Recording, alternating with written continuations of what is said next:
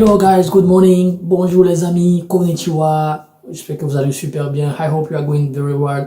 So this video is going to be in English and French, okay? But I will start with the English version and then we will move on to the French one. So let me make a short introduction, okay, in French and then I will come back in English again. Ok, bonjour les amis, cette vidéo-là sera encore en français et en anglais. Et je vais commencer cette fois-ci en anglais et puis après en français. Donc dans le montage, je vais vous dire à quelle minute la version française va commencer et puis vous pouvez aller directement voir la version française.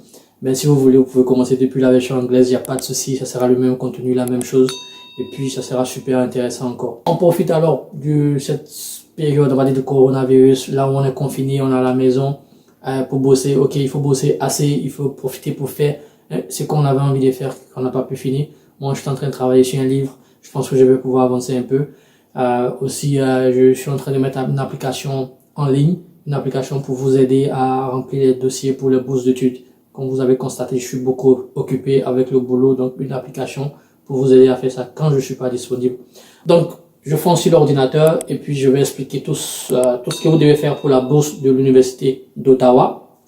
Aujourd'hui, c'est l'université d'Ottawa qui offre une bourse d'études. J'ai bien dit l'université d'Ottawa, c'est une bourse offerte par une université. Donc, il faut vous inscrire à cette université d'abord, ok?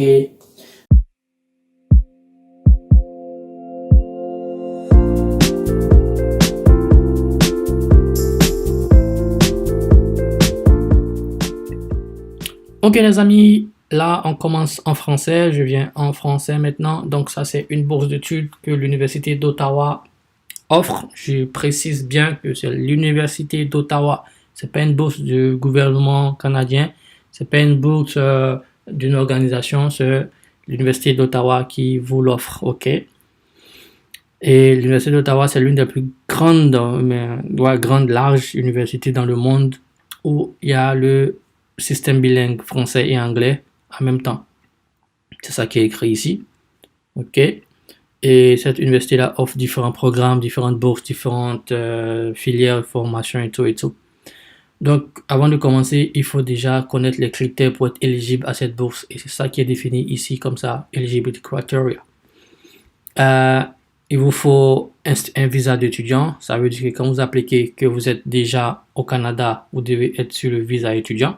Si vous n'êtes pas encore au Canada, que vous appliquez depuis l'international, il va falloir appliquer en tant que visa étudiant. Et puis, il faut avoir un minimum de 92 points. OK? Voilà. Ici, c'est écrit, un deuxième point de la sélection des critères.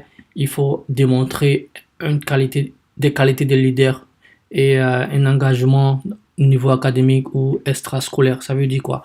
Il va falloir remplir un document qui prouve que vous avez fait un truc dans le passé ou vous avez démontré un certain leadership. Peut-être que vous étiez le président de la chorale des jeunes, peut-être que vous avez fait une ONG, peut-être que vous avez fait un projet en tant qu'étudiant, vous étiez le chef, le leader. Et il va falloir montrer ça. Voilà. Après, avec vos moyennes, il faut calculer ce qu'on appelle le GPA. C'est un système anglo-saxon. C'est les anglophones qui utilisent ça, GPA. Donc, avec vos moyennes 14 sur 20, 15 sur 20 que vous avez, 12 sur 10, 13 sur 20, pardon, 8 sur 10, vous pouvez calculer votre GPA. Il y a des sites internet pour faire ça en ligne.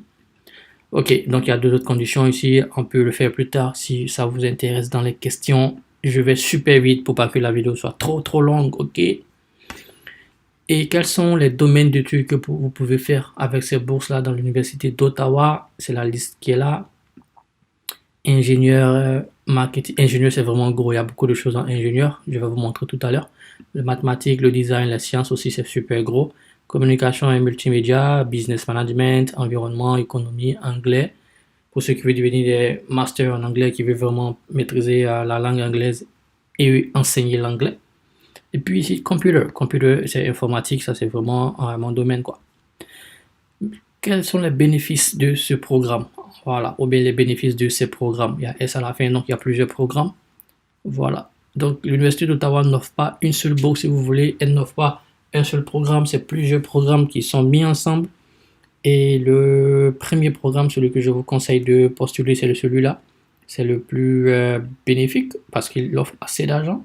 Voilà, 30 000 $ et environ 7 500 $ par an. Voilà.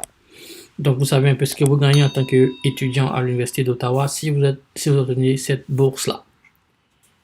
Et puis après, on a le comment appliquer. La question qui vient tous les jours, elle dit comment appliquer, comment postuler. Ok, c'est décrit ici. Il y a plusieurs étapes. L'étape numéro 1, l'étape numéro 2. Ok, il y a deux grandes étapes. Dans l'étape numéro 1, il faut déjà décider si vous voulez postuler en tant que undergraduate. Ici, ça veut dire niveau licence après le baccalauréat. Tous les jours, les gens me demandent, Elder, il n'y a pas de bourse pour le niveau licence. Voilà, une bourse pour le niveau licence. Et puis, postgraduate, ça veut dire quoi? Postgraduate, c'est le master, le doctorat et puis après doctorat. Donc, aujourd'hui, pour vous faire une petite démo, je vais utiliser celui-là qui est undergraduate. OK? Pour le niveau licence, pour les bacheliers. Simple comme bonjour, on fait ici, clic droit. Si vous voulez, vous pouvez cliquer directement. Moi, je préfère ouvrir une nouvelle page ici. Super. Donc, vous arrivez sur le site officiel de l'Université d'Ottawa et vous pouvez vérifier que c'est effectivement l'université elle-même. Rapidement, il y a quelques informations aussi par rapport au coronavirus. Les gars, restez chez vous, c'est important. Restez chez vous, prenez soin de vous, confinez-vous. Utilisez ce temps de confinement-là pour faire, comme j'ai dit à l'introduction, ce que vous voulez faire. Mais l'Université d'Ottawa aussi parle de ça. Bref, une fois que vous êtes là, ce qu'il faut faire, c'est d'aller sur le niveau international. Donc, il y a quatre domaines. Si vous voulez, il y a quatre options. Voilà. High school, college, international. So, pour vous, je suppose que c'est international applicant. Donc, vous cliquez là-dessus, sur applicant international. Et vous avez une bunch, beaucoup d'informations sur les applications des personnes qui sont à l'international, les étudiants étrangers. OK. Donc, c'est ouvert pour 150 pays environ. Et c'est sûr que votre pays est là-dedans, plus ou moins. Donc, ce qu'il faut faire avant de commencer d'appliquer, il faut vous préparer. Prepare to apply, ok? Donc, dans la préparation pour l'application, il faut vérifier que votre université, mais votre pays, pardon, quels sont les critères, pardon, pour votre pays. Voilà. Donc, on va faire un exemple. Je clique là et je vais sélectionner mon pays. Vous aussi faites pareil et sélectionnez votre pays. Bon, je pense que vous connaissez mon pays. Je viens de Côte d'Ivoire. Donc, si je suis ivoirien de Côte d'Ivoire, ce qu'il faut au minimum pour pouvoir postuler à cette bourse, c'est le baccalauréat de l'enseignement secondaire général. Tout court, c'est le baccalauréat. Donc, si vous êtes en Côte d'Ivoire, il vous faut le bac. Si vous êtes burkinabé que vous regardez ça, ok, ils ont écrit ici aussi baccalauréat. Si vous êtes congolais que vous regardez ça, Congo, il y a deux Congo, je pense. Diplôme d'état d'études secondaires. Pour tous les Gabonais qui suivent ça, aussi, c'est le baccalauréat. Pour les Français qui me suivent, baccalauréat. Donc, on a vu qu'avec votre baccalauréat, vous pouvez postuler. C'est le critère qu'on demande. Si je n'ai pas cité votre pays, vous pouvez juste regarder. Les Togolais, baccalauréat aussi. OK? Super. Après ça, quelle est la discipline que vous voulez étudier? Est-ce que l'Université d'Ottawa offre, ou même l'Université d'Ottawa fait ce que vous voulez étudier? On clique là-dessus et il y a la liste de toutes les universités. Tout à l'heure, je vous parlais de l'ingénierie. Voilà, engineering. À l'intérieur, il y en a tellement. La chimie, la biomédical, engineering, civil engineer, ça c'est vraiment les architectes et tout. Et ce qu'on vous demande, voilà les points, les matières qu'on va vous demander, anglais, mathématiques, chimie, physique. Donc en fonction de ce que vous voulez étudier, il y a des matières qui nous intéressent qu'on va voir sur vos études de la seconde à la terminale, vos moyennes et tout. Donc, on demande un minimum de 70% de ceux-là. Donc, il y a une manière de calculer que je peux vous expliquer plus tard. Anyway, j'explique ça seulement ce que je coach. Ce que je coach pas, les gars, j'ai plus trop le temps. Voilà. Si vous faites l'informatique, computer engineering, vous vérifiez que c'est vraiment là. Donc, ici, c'est pour juste vérifier que la filière que vous voulez faire, elle est étudiée ici. Et puis après, maintenant, c'est de voir les informations par rapport au pays. Ok, donc chaque pays a des informations, mais des critères d'admissibilité un peu différents, ce qu'on vous demande. Donc, on va faire un test encore ensemble. Je vous montre très rapidement. Voilà, Ivory Coast. Je fais toujours l'exemple d'Ivory Coast, mais les gars, n'hésitez pas. Si vous êtes togolais, cliquez sur Togo. Si vous êtes sénégalais, cliquez sur Sénégal. Moi, je suis ivoirien, du coup, j'utilise Ivory Coast et l'autre. Beaucoup. Voilà. Et boum. Ok, pour les Ivoiriens qui veulent étudier dans cette université, c'est plus ou moins pareil pour les autres. Ok, si vous avez des questions, n'hésitez pas à les laisser dans les commentaires. N'hésitez pas de vous abonner. N'hésitez pas de me contacter pour plus de détails. Ok, donc pour tous les programmes du bachelor, si vous voulez étudier là-bas sans la bourse, voilà ce qu'il faut payer 16 millions de francs CFA pour les études, pardon, à partir entre 16 et 24 millions de francs CFA. Voilà pourquoi tout le monde cherche des bourses d'études au Canada, parce que la scolarité, l'école coûte super cher. Donc on retourne là rapidement, c'était vraiment pour vous montrer pour chaque université, pour chaque école, comment appliquer pour le niveau licence. Donc je pense que c'est l'essentiel. J'ai dû oublier un truc sur la page initiale. Voilà.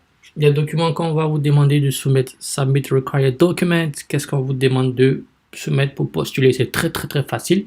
C'est écrit là, c'est pas beaucoup de documents, c'est environ 6. Et je vais décrire, mais très rapidement. N'oubliez pas de vous abonner encore, c'est important. Et puis de me contacter si c'est pas assez clair pour vous. Ok, guys. High school degree, ça c'est le baccalauréat, ok. Le dernier diplôme de lycée avec les bulletins que vous avez eu au lycée. Et si vous avez fait une école avant, par exemple, vous avez eu au bac et puis vous avez commencé dans une université, vous avez fait la première année peut-être, vous êtes en licence 1, donc vous pouvez donner les diplômes, pardon, les bulletins de cette école-là. Et puis aussi, post-secondary transcript. Donc tout ça, c'est les notes, les bulletins, les relevés des notes, ok? Après, official test score, par exemple, si on vous demande de faire le TOEIC, les scores, c'est là que vous avez besoin de mettre. Et au final, vous avez besoin d'un CV, un résumé, on appelle ça un CV. Donc, pas beaucoup de documents, vraiment très facile. En un jour, 2 jours, vous pouvez avoir tous ces documents-là réunis et postuler. Donc, je vais m'arrêter là. Il y a quelques informations ici. Ce qu'il faut pour entrer au Canada et puis le visa, ce qu'il vous faut. Pour ne pas faire la vidéo trop longue, on va s'arrêter là. N'oubliez pas de vous abonner si c'est important, si c'est intéressant, je peux continuer après. Ou bien, vous me contactez, on travaille là-dessus. On se dit bye bye, on se voit la semaine prochaine. Prenez soin de vous, faites attention au coronavirus. Ciao, bye.